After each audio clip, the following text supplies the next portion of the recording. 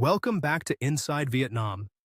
If you're new here, this is the channel where Western men sit down and tell you, in their own words, what happened when they came to this country looking for something they couldn't find at home.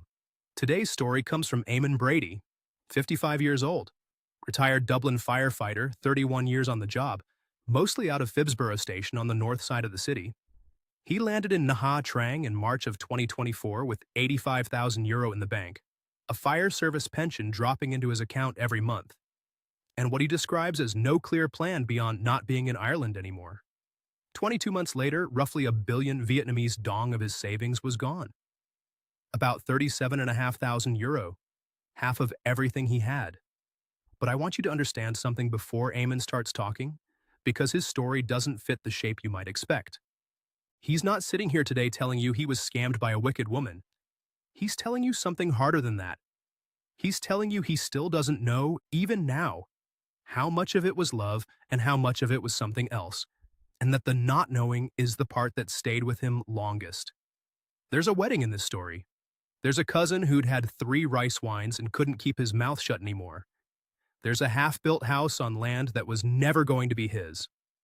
And there's a phone call to a daughter in Dublin that lasted 11 minutes, which doesn't sound like much until you hear what came before it.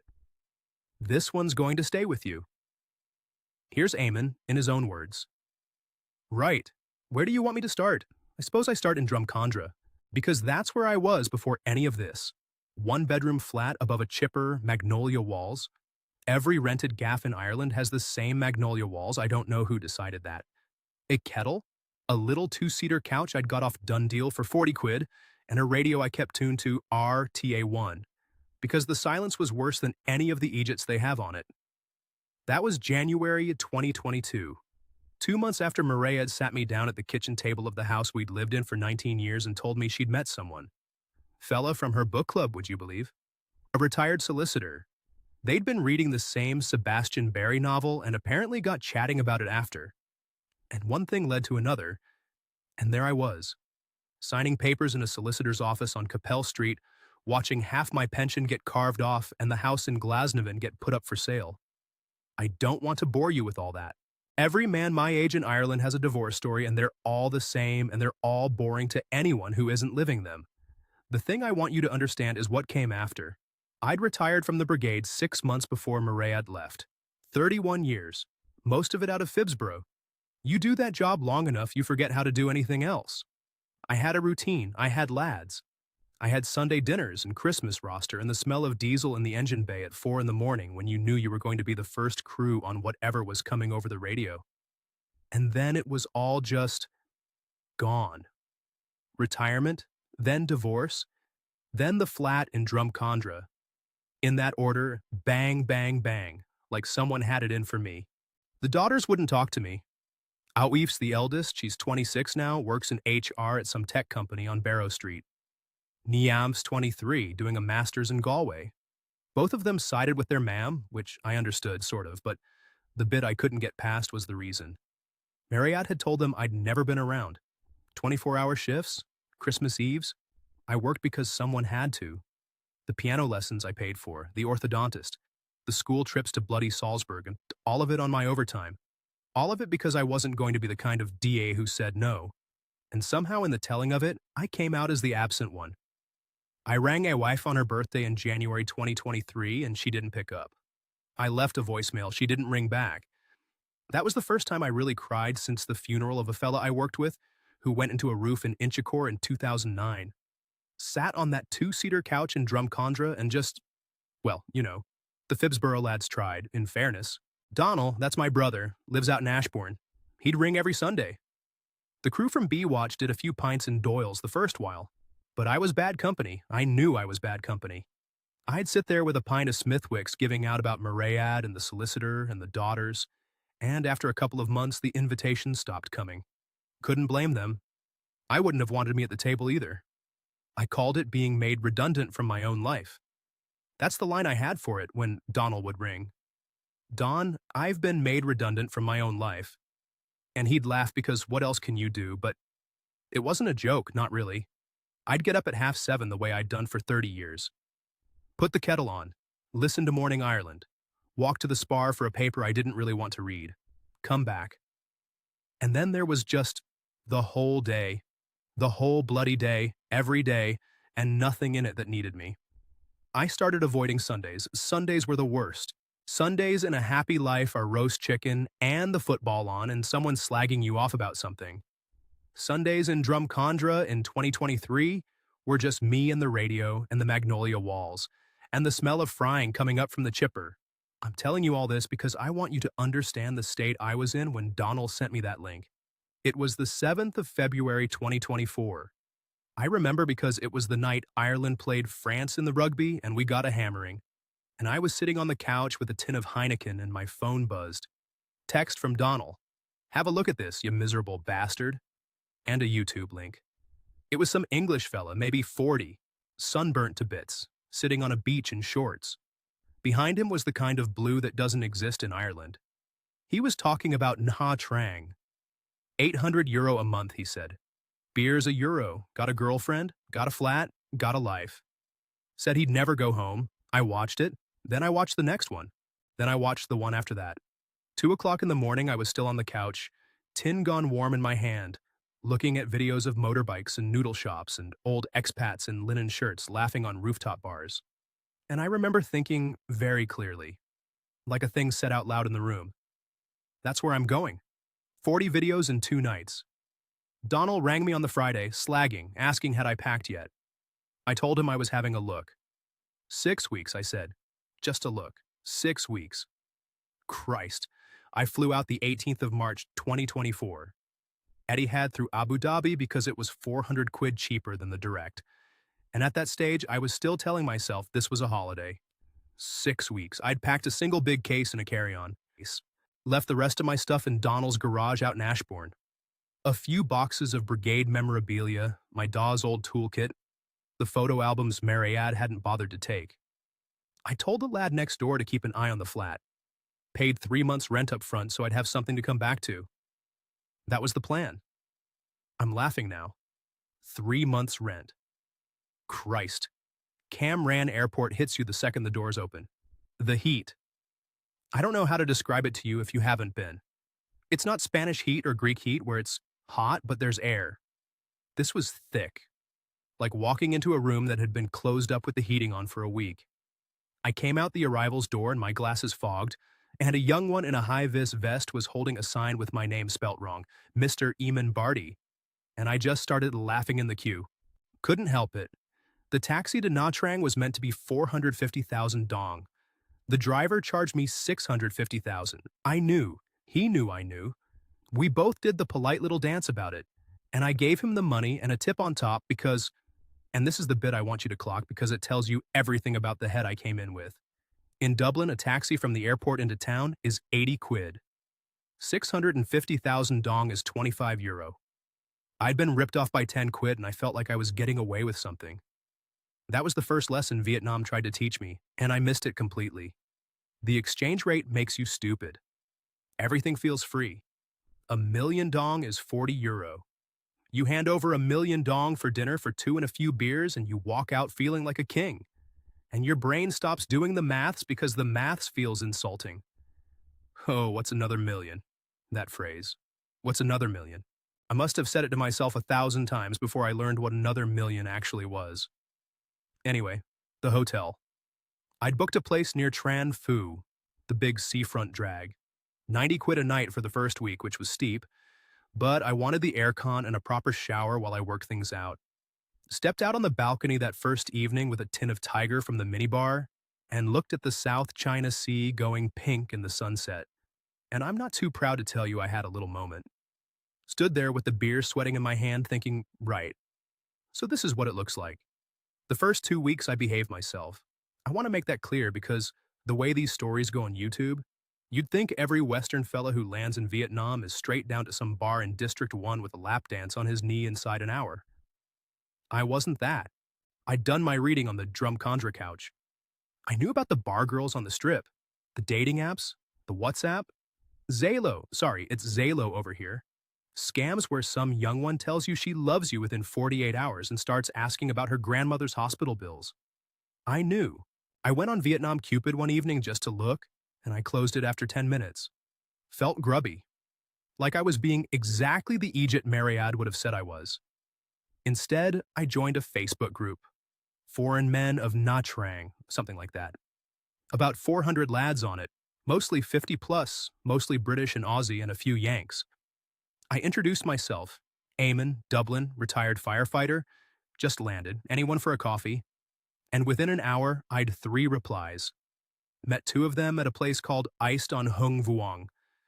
There was a Welsh fella, Gareth, been here 11 years, taught English at one of the language centers.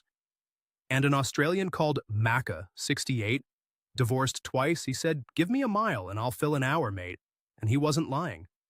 Macca was the one who said it. We were on the second beer, Bia Saigon, the green ones, 15,000 dong each, that's about 50 cent. And he leaned back and said, "Listen, mate, you've got that look about you, just landed. Bit of a few quid in the bank. Be very, very slow with the women here. Do not, and I mean, do not get serious with anyone for at least 6 months. They will love you, they will be lovely, and you will be writing checks you didn't know you could write inside 90 days. He said it in this dry, flat way, no drama. Slow down before there's anything to slow down from. I nodded, said all the right things. Of course, mate, I'm not here for that. Sure, I'm only after a bit of sun. I think about Maca a lot. Anyway, the coffee shop.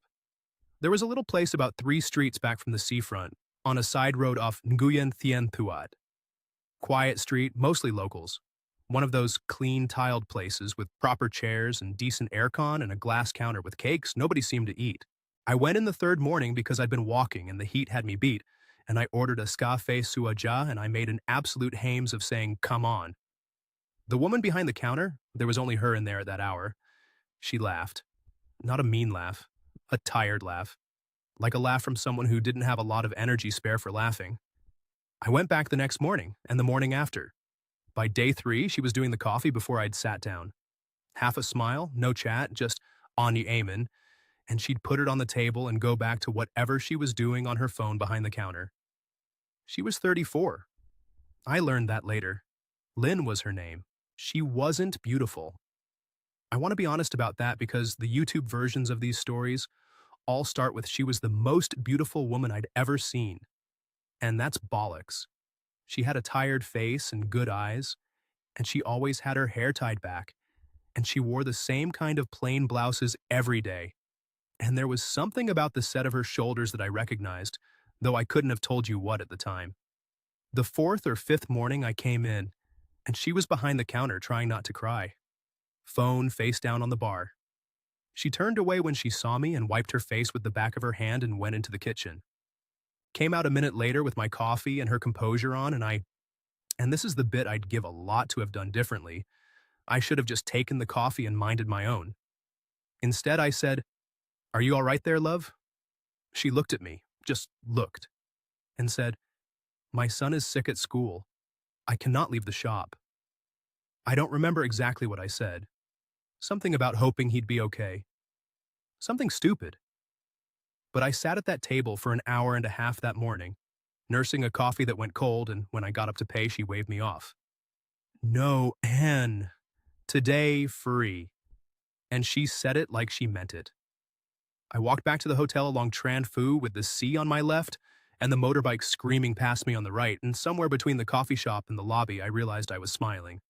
Just walking and smiling for no reason. First time I'd done that in about 2 years. A man my age, in my situation, ought to know what that means. That kind of smile. Means you found something to want again. And wanting is the most dangerous thing there is when you're empty. I didn't know it. Or I knew it, and I didn't want to know it. There's a difference, but it doesn't matter much in the end. I went back the next morning, and the one after, and the one after that. By the end of April, I'd moved out of the seafront hotel into a service studio about 10 minutes walk from the coffee shop. $600 a month, all in. The Foreign Men of Nha Trang lads gave me the lead. Vietnamese fella called Bao who rented places to expats. No fuss. Paid him cash for the first month and a deposit.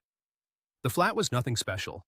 A bed, a kitchenette, a shower that ran lukewarm in the mornings and scalding by lunchtime, a balcony that looked over a hem where someone was always cooking and someone was always shouting, At 5 every morning, a rooster started up like he was being paid by the call. I loved it. I genuinely loved it.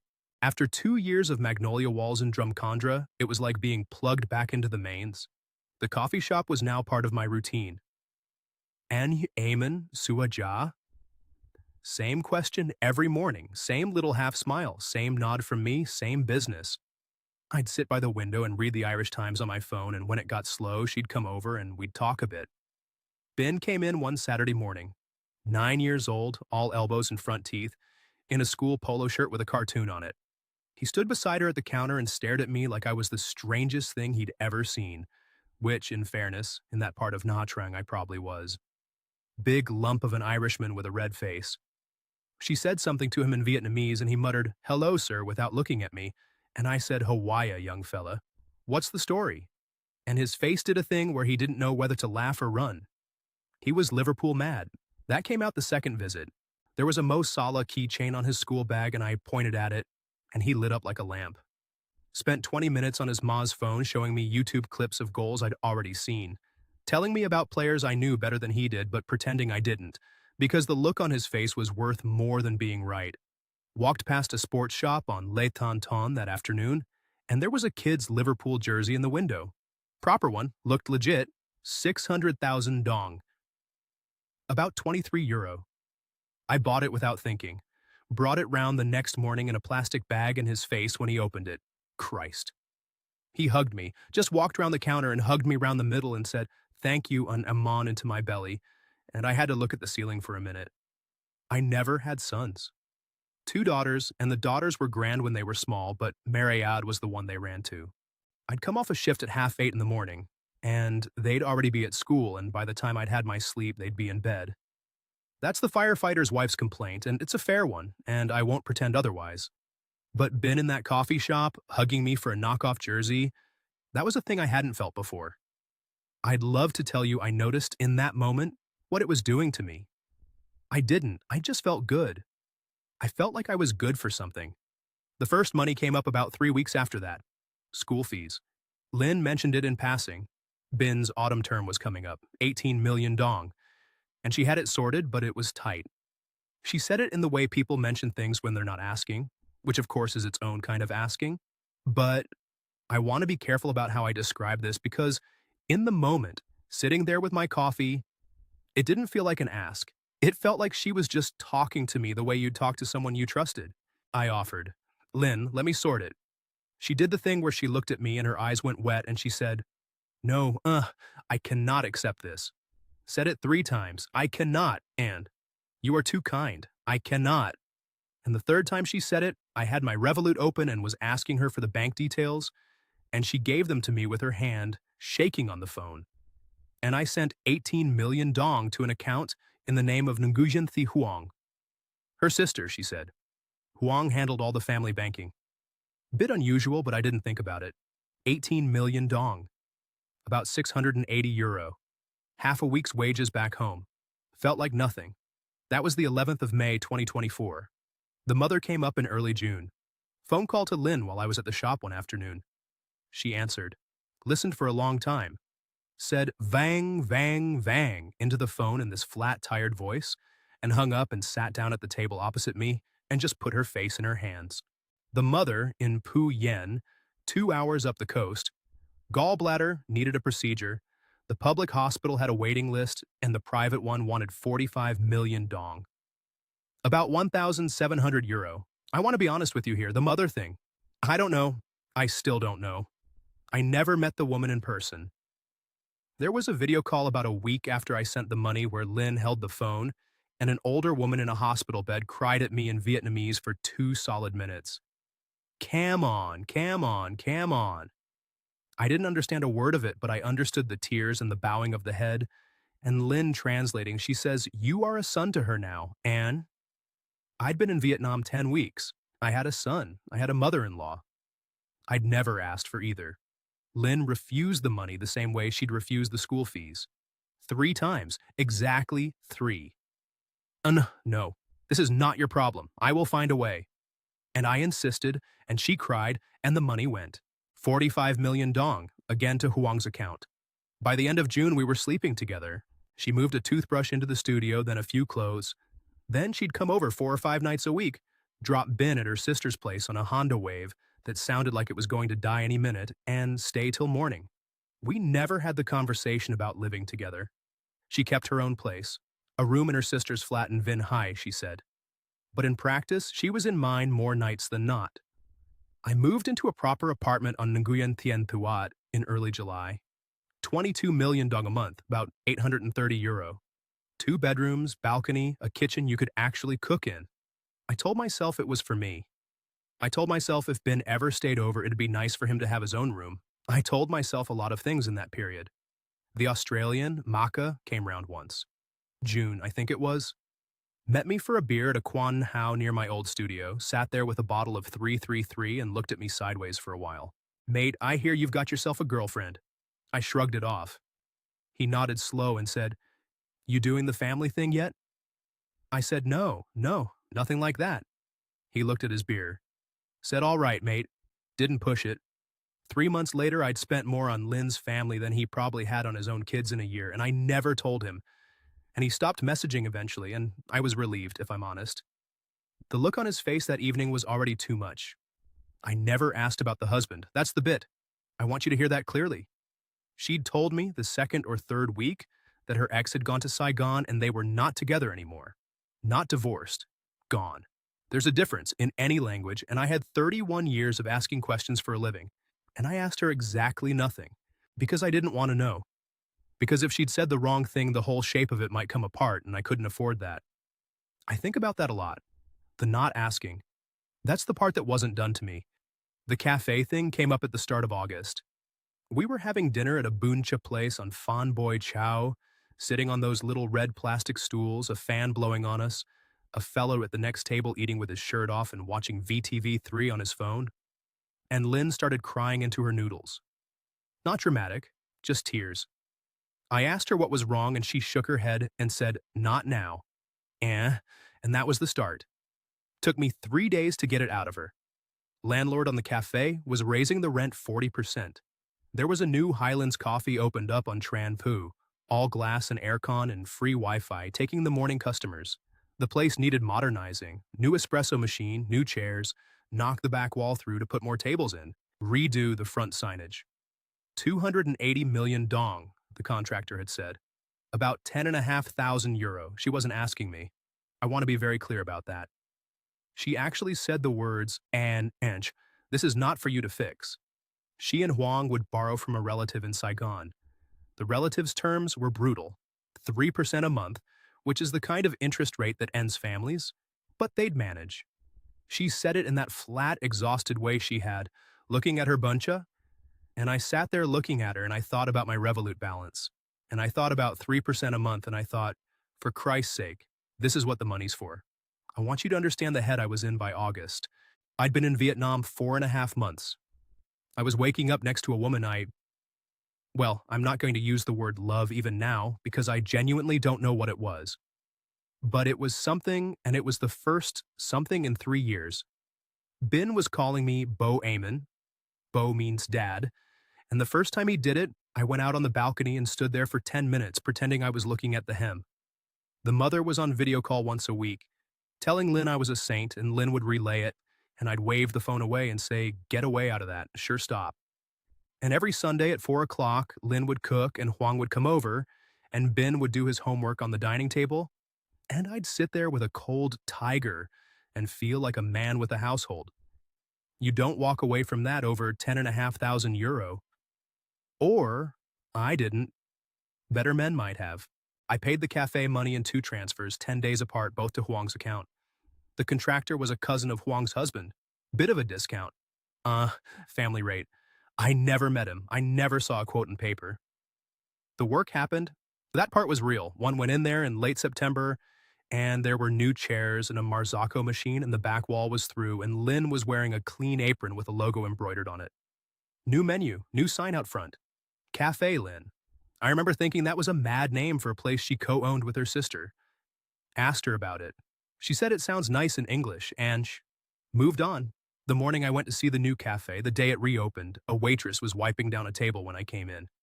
Young one, maybe 20, new hire. Lynn was in the back. The waitress gave me a little smile and said something in Vietnamese I didn't catch, and then in English, friendly enough, "Your wife husband very lucky, sir." That's what I heard, your wife husband. I thought she just got the words tangled. Meant your wife's husband is lucky, meaning me, fumbled grammar. And I laughed and said, I don't know about that, love. Took my coffee, sat down, didn't think about it again for over a year. Didn't think about it once. I think about that little waitress now. I wonder did she know? I wonder did she try? After the cafe, it was like the dam went. Not in a frightening way, in a steady, regular, just the way of things way. The motorbike accident came in late September. Huang's husband, Tum, fella I'd met twice, didn't speak a word of English, just nodded a lot, came off his bike on the road out to Cam Lam. Broken collarbone, broken wrist, the bike was a write-off. Hospital was 32 million dong, about 1,200 euro. I gave it without flinching.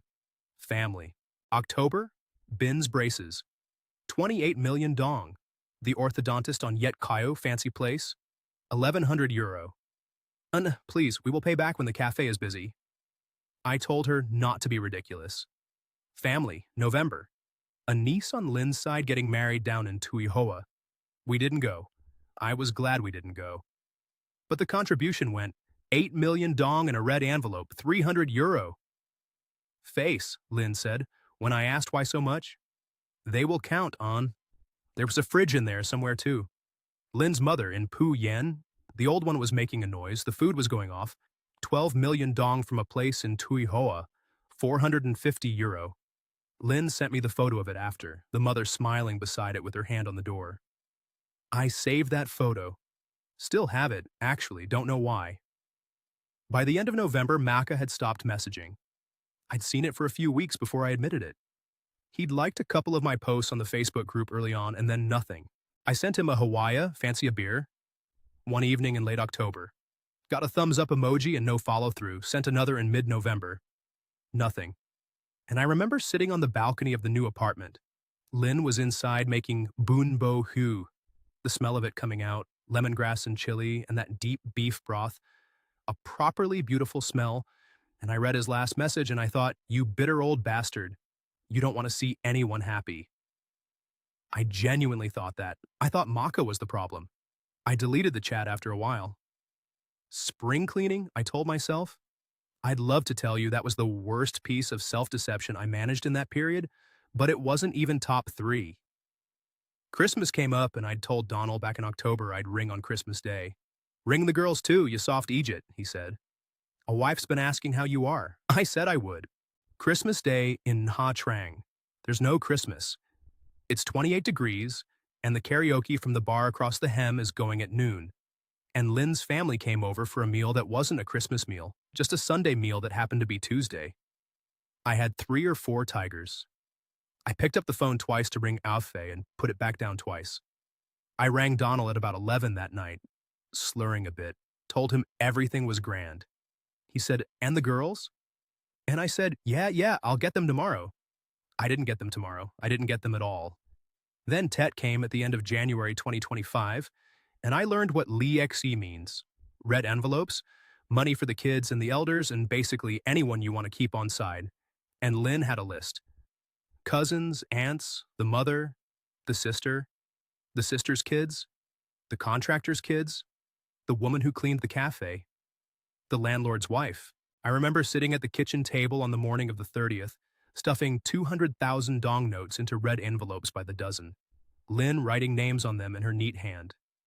40 million dong, all in. About 1,500 euro. I did the maths that evening after she'd gone to bed. I'd been in Vietnam 10 months. I'd spent, and I'm rounding here, about 470 million dong on her family. Roughly 18,000 euro. Plus another 10 months of rent on the apartment, which was another 8,000 euro of my own living. 26,000 gone in less than a year. I looked at that number on my phone and I felt something cold in the stomach for about 90 seconds, and then Lynn rolled over and said something half asleep in Vietnamese and reached for my hand under the duvet, and I closed Revolut and put the phone face down and decided I'd think about it tomorrow. The Sunday before Tet, while I was peeling a mango at the sink, I caught myself thinking, this is what family means here, you Egypt. This is what Marayad never gave you. I think about that sentence too. The fact that I needed to say it to myself. The fact that it had to be a sentence and not just a feeling. That's the bit a man doesn't notice until it's much too late. The land conversation came up 2 weeks after Tet. Mid-February, a Saturday morning. The two of us at the kitchen table with café suaja and a plate of banh mi from the cart at the corner. Lynn had her hair down, which she didn't often, and she was looking at me in that careful way she had when she was about to say something she'd been rehearsing. I want to talk about future. You hear those words from a woman in a kitchen, and your stomach does a thing. Mariette had said something similar at our kitchen table in Glasnevin in 2021. Only the future she'd been talking about hadn't included me. So I sat up. She didn't mean what Mariette had meant. She meant, this apartment is dead money. 22 million a month, 830 euro gone every month with nothing to show for it. Her family, on her mother's side, she said, had a plot of land outside Dien Con, 20 minutes inland from Nha Trang, near her mother's village. Small holding, about 400 square meters, mostly bare. We could build there. Modest place. 2 bedrooms, a courtyard for Bin to play in, a few fruit trees. Cost maybe 700 million dong, all in 27,000 euro. And of course it must be in my name. Foreigner cannot own land in Vietnam. But this is for us, for the future. I'd read the forums, I want you to know that. I'd been on the Foreign Men of Nha Trang group. I'd been on the bigger Vietnam expat boards. I'd read the warnings about putting land in the girlfriend's name. I'd read every one of them. I knew about the Sojo, the Red Book, the Land Use Rights Certificate, the fact that even being married to a Vietnamese citizen doesn't get a foreigner onto that document. I knew. I'd read it carefully and I'd thought, Christ, the Egypts who fall for that one. I sat there and I told Lynn I needed to think about it. She nodded. Didn't push. I thought about it for about 4 days. Here's the bit I'd ask you to pay attention to because it's the bit I think most about now. I knew it was a risk. I genuinely did. I'd written down on a bit of paper at the apartment, actually written with a biro, the worst case. If it all goes wrong, I lose every penny I put in. I looked at that sentence and I thought, yeah, fair enough, but it won't go wrong because Lynn isn't going to leave me and Ben needs a real home and we can't live in serviced apartments forever. The trick the mind plays, it won't go wrong because she isn't going to leave me. That was the entire risk assessment. 31 years of running incident command on jobs where the wrong move killed people, and I assessed the biggest decision of my second life with because she isn't going to leave me. I said yes the following Wednesday. Lynn cried. Ben came out and hugged me. I rang Donald that evening. Lynn suggested I should, said Ange, family must know, and I told him I was building a house in Vietnam. There was a long pause on the line. Then Donald said, Amen. Tell me you're not putting it in her name. And I said, Don, that's the only legal way. And he said, Amen. That was all, just my name. Twice in that voice he had when one of our Daw's friends would start telling a story you knew was going to end in him crying. I changed the subject. We didn't talk about the house again. The build started in March 2025. Contractor was another cousin. There were a lot of cousins. Fella called Hung, mid-40s, gold tooth, smoker. Spoke maybe 10 words of English, all of them Mr. Eamon, no problem. Lynn did all the dealing. The plot was 20 minutes ride out of town on the highway towards Dien Con, then a left down a red dirt road, paddy on both sides, water buffaloes in the ditches, that particular Vietnamese countryside smell of damp earth and burning rice straw, and somewhere always a fire of plastic. I rented a Honda Airblade for $2 million a month and went out there every fortnight. I want you to know I loved those rides. The road had a few stretches where you could open it up, and the sea was on your right going out, and the karst hills came up out of the paddy in the distance like something off a postcard. I'd pull in at a little Quan Nuoc for a tiger and a bag of nuts and watch the buffaloes and think, this is it. This is the bit. This is what I came for. The build went up in stages. March, the foundations, 120 million dong, 4,500 euro paid in cash to Hung on a Monday morning at the site, counted out in 500,000 notes from a plastic bag. April and May, the walls, 3 transfers totaling 200 million dong, about 7.5. June, the roof, 140 million dong. By July, the place was a real thing. Two bedrooms with the windows in. Tiled floors I'd picked myself from a place on Nguyen Trai. Pale gray blue like a Dublin sky in March, which Lynn laughed at me for. Bathroom fixtures. A little courtyard out the back where I'd planted a young mango tree on a Saturday afternoon, while Ben watered it from a plastic bucket. The first time Ben saw the house with a roof on it, he ran from room to room shouting, Bo Amen, my room, my room. I stood in the doorway of what would be the kitchen and pictured Awefe and Neef visiting some Christmas, sitting at the table I hadn't bought yet, meeting Lynn, meeting Ben, and I had to sit down on a stack of breeze blocks for a minute because the picture was too much. I want to be honest with you about that. The picture was too much because part of me knew it wasn't ever going to happen. Knew it the way you know weather. In July, the Revolut balance went under €40,000 for the first time since the divorce settlement. I remember the exact morning in the 16th of July. I was at the apartment. Lynn was at the cafe. I just transferred $120 million for the bathroom finishes and the electrics, and I refreshed the app and there it was. €38,400. I'd come out to Vietnam with 85. Sat looking at that number for a long time. Did the maths. Build was at 540 million dong already. The rest was meant to be another 180. Then we were done. One last big spend, Eamon. Then it's all rental from the pension and the buffer's safe. That's what I told myself. Said it out loud, actually. To the empty apartment. The cracks started about then. Hung began the small problems routine. Mr. Eamon, small problem, water tank. And Lynn would translate that we needed another 15 million for a bigger tank than spec. Mr. Eamon, small problem, electric meter, another 8 million for the connection fee that hadn't been on the original quote. None of these alone were anything. €300 here, 600 there. But they kept coming, every visit, and the maths I'd done in July started slipping. Lynn's translations got vaguer. He says it is for the inspector, Ange. He says the boy who does the wiring needs to be paid extra. I asked once to see Hung's notebook, and Lynn laughed and said, Ann, this is Vietnam, no notebook, and I let it go. Then Lynn's phone started ringing late at night. She'd started keeping it on silent, which she'd never done before, and when it lit up at 11:30, midnight, she'd take it out of the bedroom in her dressing gown and stand on the balcony. I could see her through the glass, her back to me, talking quietly. Came back in once, and I said, Who was that? And she said, Huang? Stupid problem at the cafe. And got into bed and turned away. End of July, she went to Cam Ranh for 2 days. To see an aunt who is sick, Came back gray-faced, got into the shower, didn't eat. That night she lay beside me, and when I touched her shoulder she flinched. Just a tiny thing, 1/4 of an inch. She apologized straight away. Sorry, I am so tired. And I said, Love, what's wrong? Just talk to me. And she said nothing. It is the build, the money, my mother is worrying. I let it go. Of course I let it go.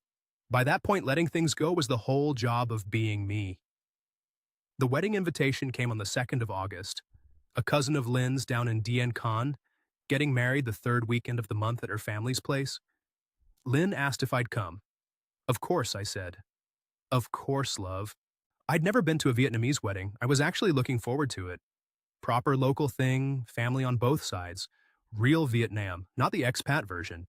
I went out and bought a clean white shirt for it from a shop on Hai Ba Trung, ironed it the morning of, asked Lynn twice if I looked all right. I think about that shirt now, the ironing of it. The man standing in his kitchen with the iron going, asking, Do I look all right, love? On the morning of the day, the whole thing came down. You couldn't make it up. The wedding was on the Saturday, the 16th of August. We rode down on Lynn's Honda Wave with Ben sandwiched between us, my white shirt already going at the collar with sweat by the time we hit the highway. Dien Con in August is something else. It's the kind of heat that sits on your chest.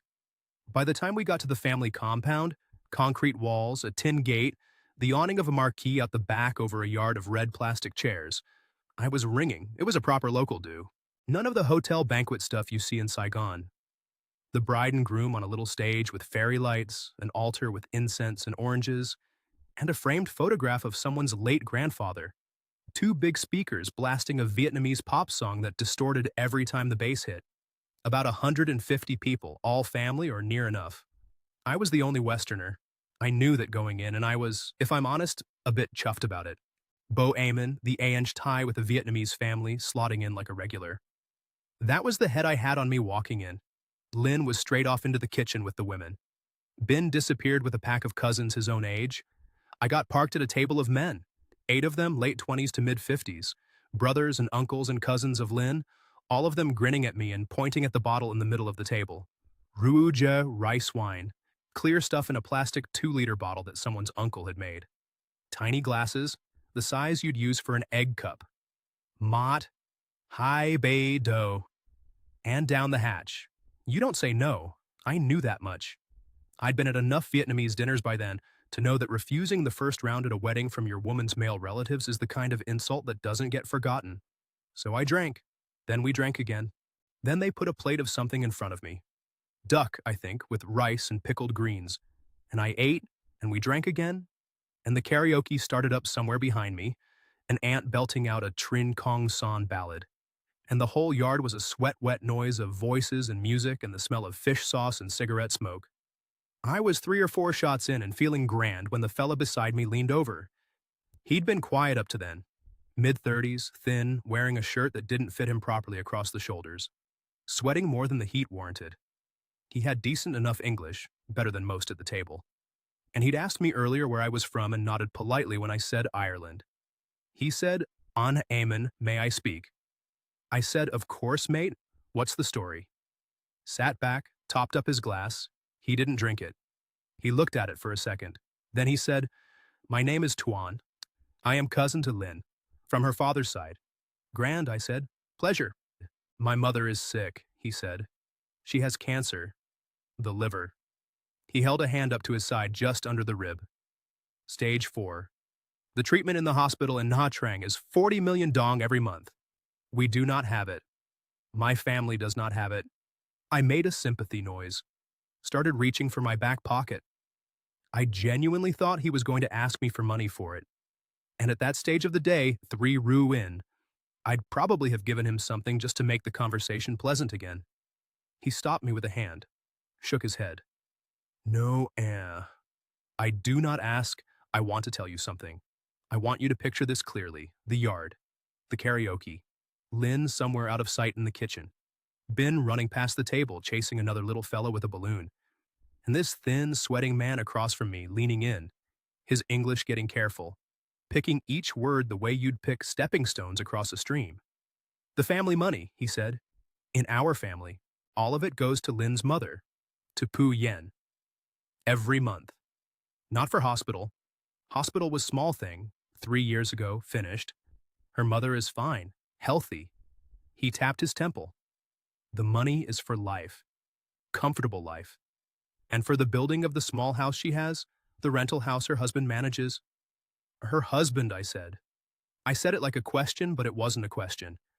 I said it the way you say a word you know you've heard wrong. Tuan looked at me, held my eyes. Said it twice. Lin's husband, An Fong. He lives in Cam Ranh. They are not divorced. Slow and clear, the way you'd talk to someone whose hearing was going. They are still married. He works at the port. The cafe in Nha Trang, the papers, the rental, all in his name. He is part owner. The land where the house is being built, Dien Con land, it belongs to his uncle. Not Lin family, his uncle. I want to tell you I had some big reaction. I didn't. I sat there. I think I nodded. I might have said right. I remember picking up the roux glass and putting it down again without drinking it. Tuan said, very quiet, "I tell you because my mother is dying." "I am sorry, Anne." Then he got up and went over to the bar and didn't come back to the table. I sat there for I don't know how long. 5 minutes? 20? The karaoke kept going. Someone tried to top my glass up and I waved them off. Lin came out of the kitchen at one point and saw me and gave me a little wave from across the yard, and I waved back and she went back inside. I made it through the rest of the wedding on autopilot. I don't remember the ride home. I have a memory of Ben asleep against my back on the wave, and Lin's hand on my arm at a red light and her saying, "You're quiet," and me saying, "Long day, love. The Ruo got me." I didn't sleep that night, or the next. Tuesday morning, while Lin was at the cafe, I sat at the kitchen table with my phone and pulled every Revolut transfer I'd made since March 2024. 16 months of payments. I sorted them by recipient. The pattern was there in about 90 seconds once I knew what to look for. 8 million dong on the first of every month to Nguyen Thi Huang. Steady, regular, going back to a date before I'd given Lin a single dong for anything. I'd been topping up an account that had been receiving the same amount on the same day every month for years. For the mother in Pu Yen. That's what Lin had told me back at the start. And I just send my mother small money each month, you understand. And I'd nodded and never thought about it again. I rang the Welsh fella, Gareth, the one I'd had that first beer with at Iced. He was the one connected to everyone. Gareth, I need a private investigator. Discreet. Vietnamese, ex-job, knows banks and property. He didn't ask questions. Sent me a Zalo contact for a fella called Juk. Retired police, did this sort of thing for expats. I paid Juk 10 million dong, about 400 euro by transfer that afternoon. Juk came back to me on the Friday morning by email. 3 paragraphs. Lin married 2009 to 1. Tran Vun Fong, port worker. Currently resident Com Ran. No record of divorce. Cafe on Nguyen Tien Thuet, registered to Fong. Lin listed as employee. Land at Dien Con, registered to Fong's paternal uncle since 2016. The 8 million dong monthly transfers from Huang's account. Juk had pulled the trail somehow, I didn't ask how. Went onto a card that was used in Com Ran, Fong's address. The mother in Pu Yen owned a small house Juk said was modest but well-maintained, recently extended, and a small frontage on the main road led to a hairdresser. He signed off, I am sorry, Mr. Amon. This is common. I read it 3 times. Then I went out and walked along Tron Pu in the heat for about 2 hours. Past the Vinpearl Tower, past the Russian tour groups, past a young one selling dragon fruit out of a bucket. Didn't think about much. Just walked. I came back to the apartment at about 6:30 that evening. Lin was in the kitchen. I want to be clear about what I want you to understand here. I didn't shout. Phibbsborough taught me a long time ago that you don't shout at frightened people. You make it worse. You get less. You stand still and you keep your voice flat and you let them tell you the thing they don't want to tell you. I said, Lin, I need to ask you about Fong. She was at the sink. She froze. Just her shoulders, like a child who hears a door open. She didn't turn around for what felt like a full minute. When she did, her face was already wet. She didn't ask how I knew. That was the bit that finished me, I think. She didn't even bother with the AN8 who is Fong, didn't try the what are you talking about. She just stood there with her hands wet and her face wet, and she said, I am sorry. I am so sorry. I asked her, was she still married? She said yes. I asked her, was the cafe his? She said yes. I asked her, was the land his uncle's? She said yes. I asked her, was the mother sick? She closed her eyes. Not now. 3 years ago. Small thing. The money is for the family. I asked her, and this is the bit I'd give a lot to take back because asking it meant I cared about the answer. Did you ever love me? She came across the kitchen, didn't touch me, stood about a foot away. And she said the line. She said, I do love you, An. But my family was drowning and you were there. She was crying when she said it. Properly crying, not the polite tears she did when she wanted something. And the worst part, the absolute worst part of the whole bloody thing, was that I believed her. I still believe her. I believe both of those things she said in the same breath are true, and I have not been able in 8 months to put them together into a thing that makes sense in a man's head. I got my passport, my laptop, my phone charger, and a bag of clothes. I left her standing at the sink, took a grab to a hotel near the train station, booked a room for one night that turned into 8. I never went back to that apartment. Never saw the house in Dien Con again. The mango tree is still out there, I suppose. Probably someone else's mango tree now. The Tuesday after that, I got a bus to Hoi An. Hoi An in late September is past the worst of the heat, but the rain comes in sheets some afternoons, falls for an hour and stops like someone turned a tap.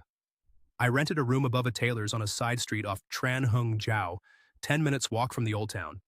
€350 a month, all in. Bed, a desk, a fan that rattled, a window that looked out at a banana tree and a power line, and a yellow wall that was mildewed at the bottom.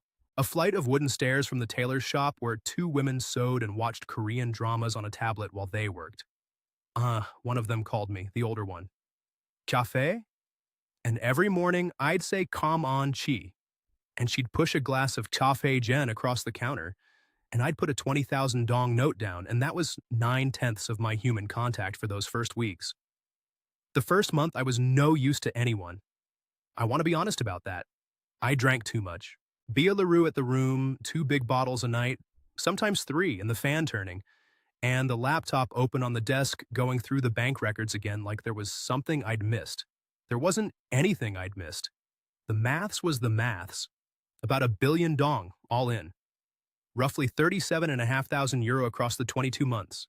The build, the cafe, the apartment, the schooling, the medical, the motorbikes, the fridges, the TET envelopes, the small daily kindnesses that are kindnesses when you can afford them, and stupidities when you can't. Half my savings, I sat with that number for a long time. There's a bit of you wants to fight, you know. Wants to ring a lawyer, wants to drag her into a court, wants to chase the land. I rang Juke back, the PI, in early October. Asked him what could be done. He was very polite. He said, "Mr. Amon, the land is not yours. The contractor is paid. There is no contract in your name. The bank transfers were gifts in the eyes of the law. You will spend 20,000 euro on lawyers to recover nothing." He paused. "And, sir, if I may, the husband is a port worker, Cam Ran. There are people in Cam Ran you do not want to meet. Let it go, I let it go, or I didn't let it go, I just stopped trying to fight it, which isn't the same thing. The letting go takes longer. The eating disorder, if that's what you'd call it. I lost 10 kilos in 6 weeks. Not deliberately, I just couldn't be arsed. A bowl of pho at the place on the corner, sometimes a banh mi from the cart, 2 bottles of beer, sleep, repeat. My trousers stopped fitting. Donald rang me the second week of October, and the first time we'd properly talked since before the wedding. And I told him the whole thing in one go, on the bench outside a temple I couldn't tell you the name of. And he didn't say I told you so. He said, "Come home, Amon." And I said, "Don, I can't." And he said, "Why?" And I couldn't answer him. I think the answer was that going home meant Drumcondra and the Magnolia Walls and being the Egypt who'd run off to Vietnam and got skinned. Vietnam meant being the Egypt, but at least I was already here, already skinned. No one to perform anything for. The walking started in November. I don't know why. Just one morning I woke up at 5:30 with a thirst on me, and instead of opening another beer, I walked down to Bang Beach. 20 minutes through the back lanes in the dark, past the bakeries getting going and a few mopeds with bread baskets and the smell of incense from the family altars they leave burning all night. The beach was empty when I got there. Just the sound of the South China Sea and a couple of fishermen pulling a basket boat in. I stood on the wet sand and watched the sky go pink. It was the first thing in months I'd done that wasn't drinking or thinking about money. I went back the next morning, and the morning after. The Vietnamese class was Macca's idea, indirectly. I'd written him an apology email in mid-November. "Macca, I'm an Egypt, and I owe you a beer, and I'm sorry I didn't listen." And he wrote back 2 lines. "Mate, get yourself to a Vietnamese class, 4 hours a week. Cheaper than therapy, and you'll meet the right kind of expat." That was it. That was the whole reply. So I signed up at a place in Hoi An that did beginners Vietnamese twice a week, 2 hours a session, run by a young one called Trang, who had the patience of a saint with old men who couldn't manage the tones. 8 of us in the class. 2 German women, a Canadian fella, 3 Brits, a Dutch woman in her 60s, and me. We'd struggle through the lesson and then go for a coffee at the place across the road and slag each other off about the tones. And I'm going to tell you something honestly, it was the first thing that felt like a Sunday at Doyle's in Phibsborough. Just a few decent people taking the piss out of each other over coffee. The Australian came down in January. Macca, he was passing through on his way to Gia Nang to see a fella. And he stopped over for 2 nights.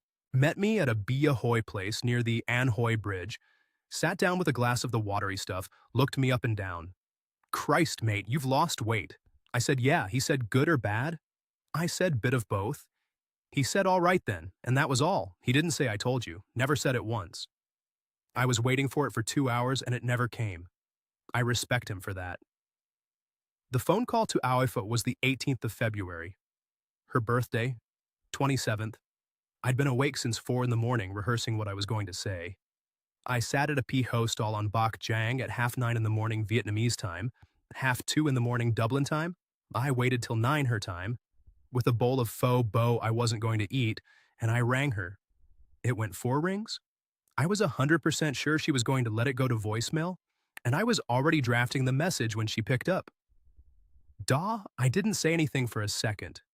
Just the word. Da hadn't been called that in 3 years. I said happy birthday, love. We talked for 11 minutes, mostly about her mam's dog, which had had an operation, and about her job and about the weather in Dublin, which she said was absolutely manky. I didn't tell her about the house or the money or any of it. I'm going to tell her someday, not yet. We didn't say anything important. She didn't ask when I was coming home. I didn't ask if she'd see me if I did. But at the end, she said, Da, are you all right? And I said, I'm grand, love. Sure, I'm grand. And she said, call me again sometime. And I said, I will, and I have. Twice since. Last one was 8 minutes. Niam, I haven't got to yet. I'm working up to it. I'm 56 in June. I have enough left in the Revolut to live on the pension and the savings combined for a long time, if I'm sensible, which is a thing I'm only learning at 55. I might stay in Hoi An. I might go to Jalat where it's cool and quiet. I might go home. I genuinely don't know yet. The not knowing is all right now. It used to terrify me. Doesn't now. There's a thing that happens after you've lost something big and lived through it.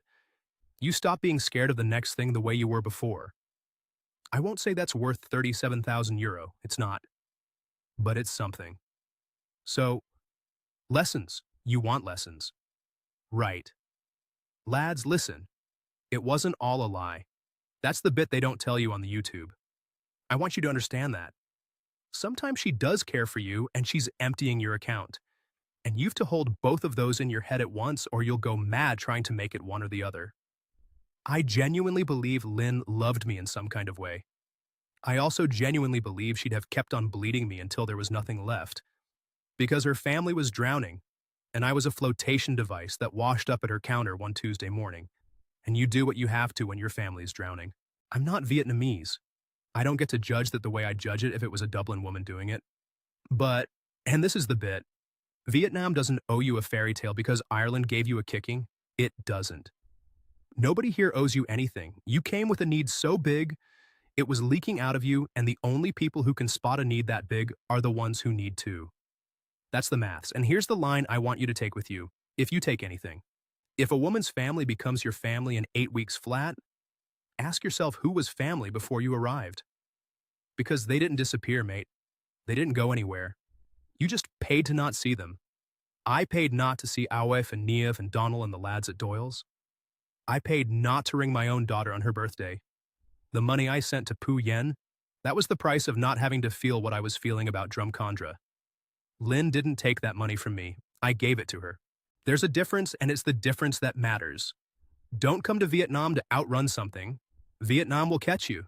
You'll just be broke when it does. That's all I have. Cheers, lads. That was Eamon Brady, retired Dublin firefighter, talking to us from a guest house in Hoi An. Before we sign off, I want to say a few things. You'll have noticed Eamon doesn't paint Lynn as a villain. That's not because he's soft.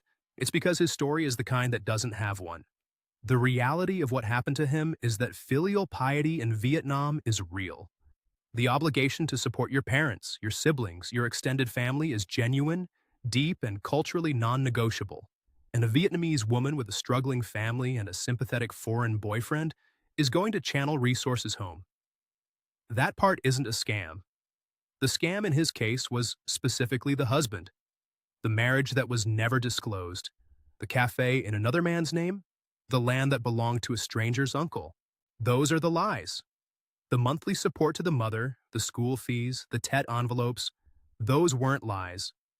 Those were the cost of being in a Vietnamese family, and Eamon made the choice to be in that family without ever asking the simplest questions. The not asking was on him. He knows it. He said it himself. If you're a Western man considering this path, and I know plenty of you watching are, please hear what he said about who was family before you arrived. That's the line. The need that drives men onto a plane to Nha Trang doesn't get cured by a coffee shop and a smile. It just gets put on a credit card you don't realize you're holding. Eamon's still in Hoi An as of this recording. He's walking the beach at 6 in the morning. He's calling his daughter back. He is, by his own description, doing all right. That's not a fairy tale ending. It's not even a happy one. But it's a real one, and on this channel, real is what we're here for. Thanks, Eamon, for the honesty. If this story spoke to you, hit the like button, leave a comment with what stayed with you, and subscribe. We've got more stories every week, and they all come from people who learned the hard way, so you don't have to. We'll see you next time. This is Inside Vietnam.